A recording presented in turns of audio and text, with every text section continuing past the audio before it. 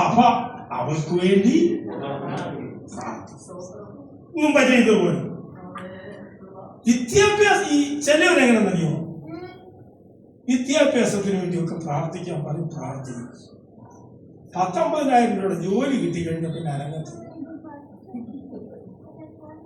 അങ്ങനെ സംശയമുണ്ട്. ഈ ജോലി കിട്ടുന്നത് വരെ ഉപദേശി എന്തോ വേണം, പാത്തിക്കണം പാത്തിക്കണേ പാത്തിക്കണേ പാത്തിക്കണേ, എല്ലാം പാത്തിക്കണം. അസജി മൊത്തം എന്ത് ചെയ്യണം, പാത്തിക്കണം പാത്തിക്കണേ പാത്തിക്കണം. ഉപദേശി ഇവിടെ കിടന്ന് തല കയറി എന്തോ അനുഗ്രഹിക്കണമേ, അവനൊരു നല്ല ജോലി കിട്ടണേ. കർത്താവേ, എനിക്ക് ജോലി കിട്ടിയാൽ ഞാനിതിന്റെ കൃത്യം ദശാംശം ഞാൻ പള്ളിക്ക് കൃത്യം ദശാംശം. ഈ മക്കളെല്ലാം കൂടെ പാത്തിച്ച് ഒരു 10,000-70,000 രൂപയുടെ ജോലി കിട്ടി. എത്ര രൂപയുടെ? ഒരു 80,000. 80,000 രൂപ കിട്ടിയാൽ എത്രായിരം പള്ളി കൊടുക്കണം? 80,000-ന് 1,000 രൂപ വേണം. 8,000 രൂപ കൊടുക്കണം.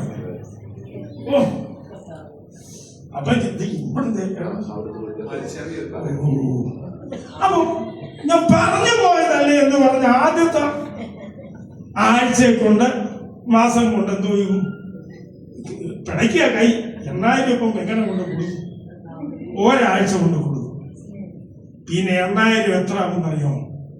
6,000 ആകും. പിന്നെ 6,000 എത്ര ആകും? 4,000 ആകും. പറഞ്ഞ എന്തുവാ? എനിക്ക് കിട്ടുന്നതിൽ ദശാംശം ഞാൻ കൊടുത്തോളാം. എനിക്ക് നല്ലൊരു ജോലി കിട്ടിക്കഴിഞ്ഞാൽ പിന്നെ ആള് വേറെയാണ്. ഇങ്ങനെ പലയിടത്തും ഇങ്ങനെയാണ്. പിന്നെ ആണല്ലോ, പിന്നെ ആള് വേറെ മുങ്ങും. പ്രാർത്ഥിക്കാൻ ദൈവങ്ങൾ വേണം. പ്രാർത്ഥിച്ചു വല്ലതും കിട്ടിക്കഴിഞ്ഞാൽ പിന്നെ ആള് മുങ്ങും.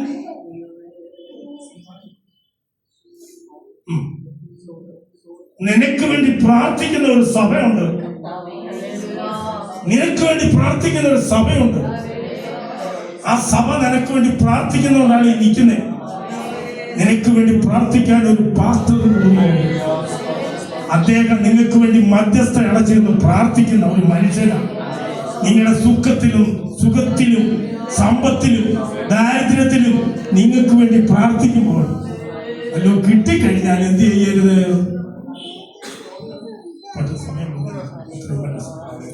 അടുത്തത് എന്തുകൊണ്ട് സ്തുതിക്കണം? എന്തുകൊണ്ട് സ്തുതിക്കണം?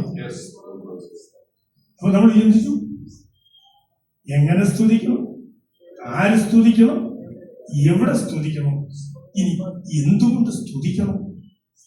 116 സങ്കീർത്തനം 8-ാം വാക്യം.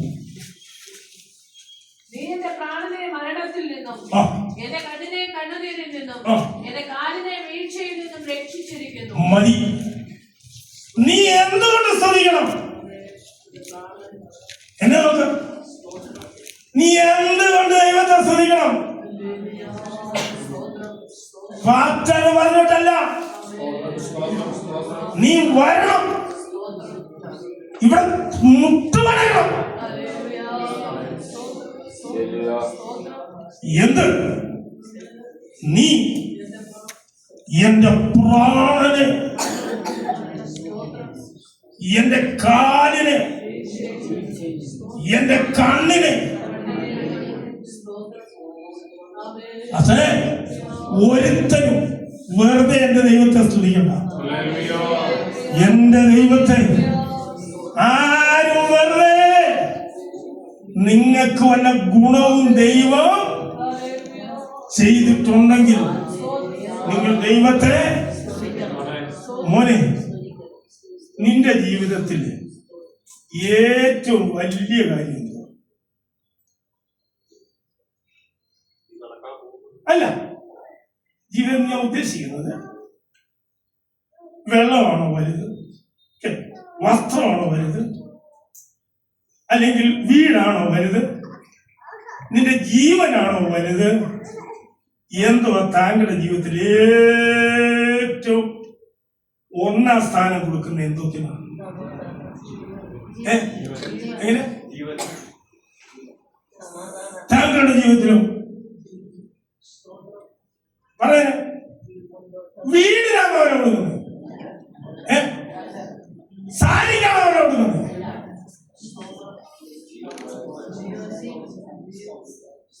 നിങ്ങളുടെ എന്റെ ജീവിതത്തിൽ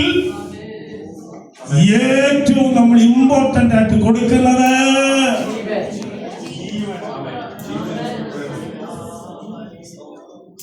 കള്ളം വീട്ടിൽ കയറിയാൽ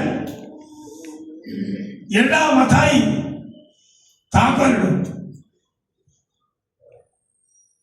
സ്വർണ്ണോട് നിന്റെ പണം എവിടെ ആയിരിക്കും പറഞ്ഞ നിന്നെ കൊല്ലിഞ്ഞ എന്ന് പറഞ്ഞാൽ സിസ്റ്റർ എന്താ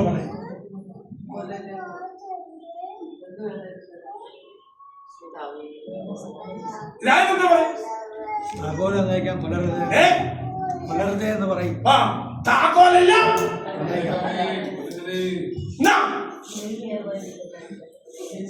എന്നെ കൊല്ലല്ലേ ആണോ? നിന്റെ ജീവിതത്തിൽ ഏറ്റവും വലുത് വസ്ത്രമല്ല, വീടല്ല, പണമല്ല. നിനക്ക് ഏറ്റവും വലുത് നിന്റെ ജീവൻ. കഴിഞ്ഞ ആഴ്ചയിൽ എന്തെല്ലാം അപകടങ്ങളും എന്തെല്ലാം ആപത്തും ദൈവം നിന്നെ രക്ഷിച്ചു. ഈ കുട്ടി പ്രാർത്ഥിച്ചപ്പോൾ ഞാൻ കേട്ടു, ഞാൻ ശ്രദ്ധിച്ചു. കഴിഞ്ഞ ആഴ്ചയിൽ എത്രയോ പേര് മരിച്ചു വീണപ്പോൾ ഈ ബാംഗ്ലൂർ പട്ടണത്തിൽ എത്ര പേര് ആക്സിഡന്റ് പറ്റി കിടക്കുമ്പോൾ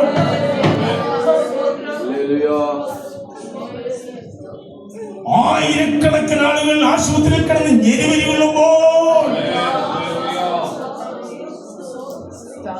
കിടക്കയിൽ കിടക്കുമ്പോൾ നിന്നെ ആയുസോടെ നിന്നെ ദൈവം നടത്തിയെങ്കിൽ സുഹൃത്തെ നീ മറന്നു പോകരുത്. നീ സ്തുതിക്കണം. നീ ദൈവത്തെ എന്ത് ചെയ്യണം? സ്തുതിക്കണം. ഇനി അത്രയും പറയാൻ സമയം. ഇനി ആരെ സ്തുതിക്കണം?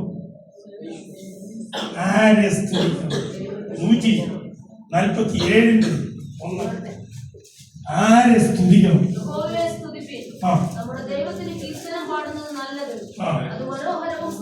ആരെ സ്തുതിക്കണം? കണ്ടകടച്ചാണ് കാണുന്നതിനെല്ലാം പോലും അത് സ്തുതിക്കരുത്. സ്തുതിക്ക് യോഗ്യൻ ഒരൊറ്റയാളേ ഉള്ളൂ. ആകാശത്തെയും ഭൂമിയെ സൃഷ്ടിച്ച, നിന്നെ സൃഷ്ടിച്ച, ഈ കാണുന്നതെല്ലാം സൃഷ്ടിച്ച സകലത്തിന്റെ സൃഷ്ടാവായ ദൈവം, അവനാണ് ആരാധനയ്ക്ക്.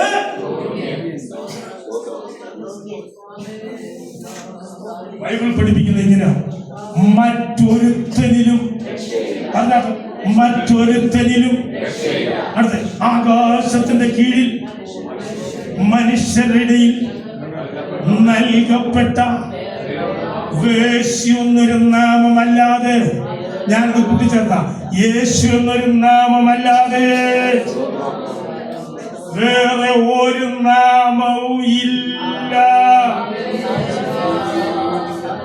ഏക സത്യ ദൈവം, ആകാശവും ഭൂമി ഉണ്ടാക്കിയ ദൈവം, മനുഷ്യനെ സൃഷ്ടിച്ച ദൈവം, ആരാധനയ്ക്ക് യോഗ്യനായ ദൈവം, അവനെ സ്തുതിക്കുന്നത് നമുക്ക് ഉചിതമാണ്. അവനെ സ്തുതിക്കുന്നത് അടുത്തത്.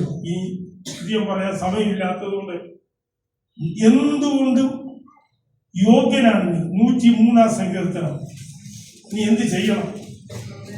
103 സങ്കീർത്തനം 1 മുതൽ. എൻ മനമേ അടുത്തത് എന്റെ സർവാന്തരംഗവുമേ അവന്റെ വിശുദ്ധ നാമത്തെ വാഴ്ത്തുക. ആ. എൻ മനമേ യഹോവയെ വാഴ്ത്തുക. അടുത്തത് അവന്റെ ഉപകാരങ്ങൾ അവന്റെ ഉപകാരങ്ങൾ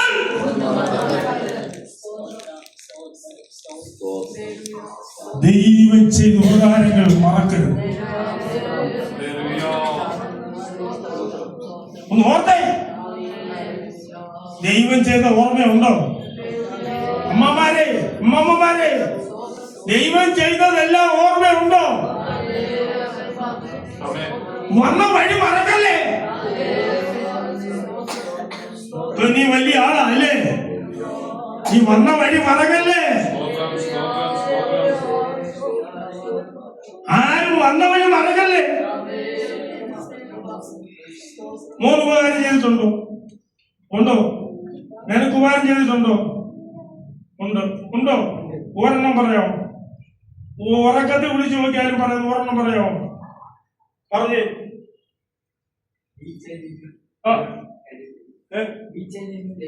അവനെ വീഴ്ചയിൽ ദൈവം വിളിവിച്ചു. അപകടത്തിൽ വിളിവിച്ചു. ഒരാളും കൈകൂക്കി. അപകടം മതി മോനെ. നീ എല്ലാം മറന്നാലും ഒരെണ്ണം മറക്കും. എൻ മനമേ യഹോവയെ സ്തുതിക്കുക, എന്റെ സർവാന്തരംഗമേ എൻ മനമേ യഹോവയെ സ്തുതിക്കുക, അവന്റെ ഉപകാരങ്ങൾ എല്ലാം മറക്കരുതെന്ന. എല്ലാം ഓർത്തിരിക്കുന്നവരാരുമില്ല. പക്ഷേ ഏത് ഉറക്കത്തിൽ വിളിച്ചാലും ഒരെണ്ണം പറയും. അവന്റെ ഉപകാരങ്ങൾ മറക്കല്ലേ? അവന്റെ ഉപകാരങ്ങൾ മറക്കല്ലേ? നിന്നെ നിന്റെ കുടുംബത്തെ രക്ഷിച്ചത് മറക്കല്ലേ? അവൻ നിനക്ക് എത്രമാത്രം ഉപകാരങ്ങൾ. അതുകൊണ്ട് 14 യോഹന്നാൻ 14 എടുക്കാട്ട് നീ എങ്ങനെയുള്ളവളായിരിക്കണം? യോഹന്നാൻ 14 വായിച്ചാട്ട് നിങ്ങൾ എന്ത് ചെയ്ത് നിങ്ങളുടെ അടുത്ത് മതി. നിങ്ങളുടെ ഹൃദയം കേട്ടോ, ദൈവത്തിൽ വിശ്വസിപ്പി. അടുത്തത്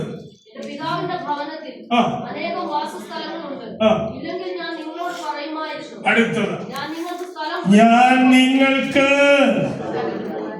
സ്ഥലമൊരുക്കാൻ. അടുത്തത് ഞാൻ പോയി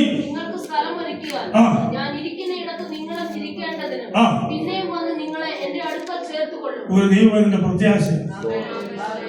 യേശു വരും, യേശു വരും, യേശു വന്ന് നിന്നെ എന്നെ ചേർത്തുകൊള്ളു. അതാ പ്രത്യാശ. സ്തോത്രം. കൈകൾ ഉയർത്തി സ്തോത്രം പറഞ്ഞാട്ടെ. ആര് ദൈവത്തെ സ്തുതിക്കണം? ജീവനുള്ളവർ. ഇതിവിടെ വന്നിരിക്കുന്ന മുഴുവൻ പേർക്കും ജീവനുണ്ട്. മരിച്ചവരെന്ത് ചെയ്യണ്ട? ദൈവത്തെ സ്തുതിക്കണ്ട. എന്നാൽ ഇതിന്റെ ഇടയിൽ നിൽക്കുന്ന ആൾ എന്താ പറയുന്നത്? എഫേസ്യർ 1:5 ആകെ അതുകൊണ്ട് ഉറങ്ങുന്നവരെ പറഞ്ഞാട്ടെ.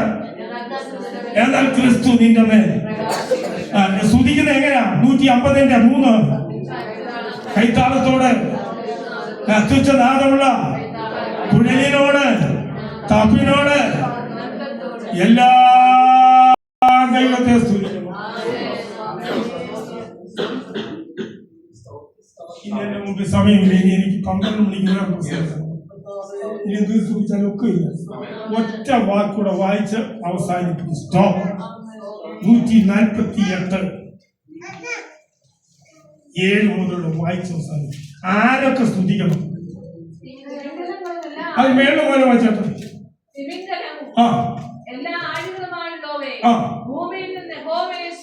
അടുത്തത് തീ ദൈവത്തെ സ്തുതിക്കണം, കന്മഴ ദൈവത്തെ സ്തുതിക്കണം, ഹിമം, ആവി, കൊടുങ്കാറ്റ്, പർവ്വതങ്ങൾ,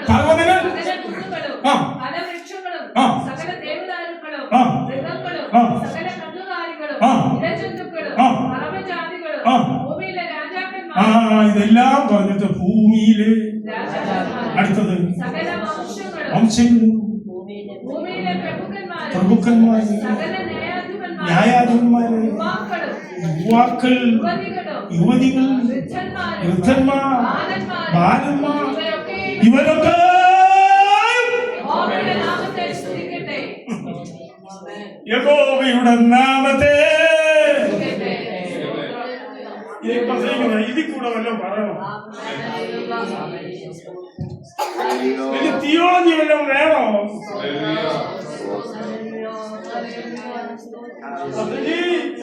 എന്തിനാ തിയോളജി? ഇവരൊക്കെ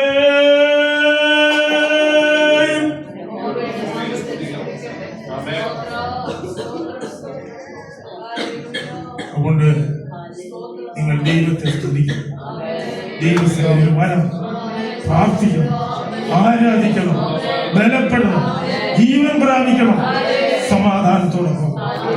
ഈ വചനങ്ങളാൽ ദൈവം നമ്മെ അനുഗ്രഹിക്കും. Hallelujah, hallelujah.